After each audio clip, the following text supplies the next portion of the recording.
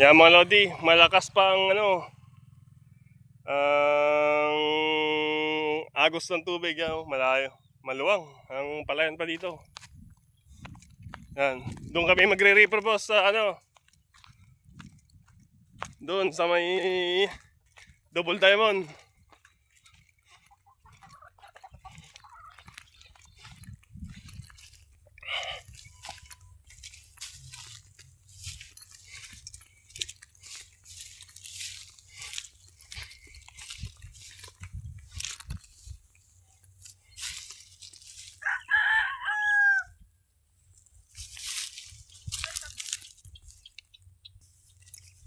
Ito yung re-repair na niya mga lodi. Yan. Oh, maganda. Double Diamond. Oh. Luwang. 3 hektarya to. Yan, mamaya ulit.